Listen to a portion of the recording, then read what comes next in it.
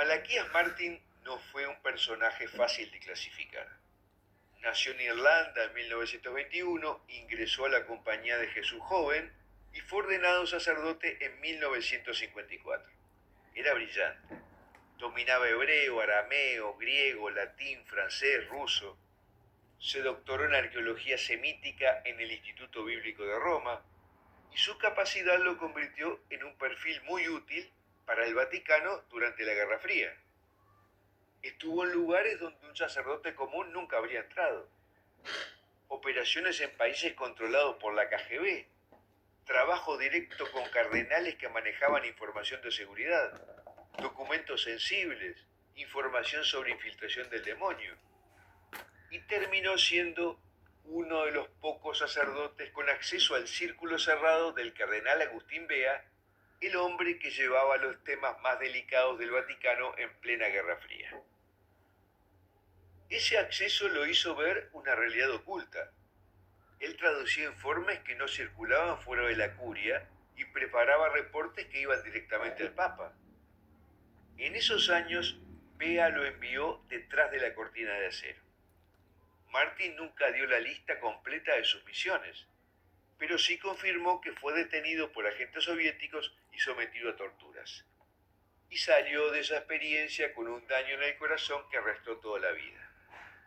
Según su propio testimonio, Juan XXIII lo consagró obispo inspector, lo que explicaba por qué manejaba documentos y tareas que no correspondían a un sacerdote común.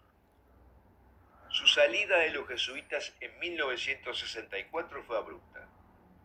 Y lo cierto es que salió de Roma cargando datos y experiencias que no eran comunes para un sacerdote. Y cuando llegó a Estados Unidos, se encontró con un escenario que había visto en la iglesia, y no era un fenómeno aislado. Cuando Martin llega a Nueva York, a finales de los años 60, se encuentra con un país convulsionado.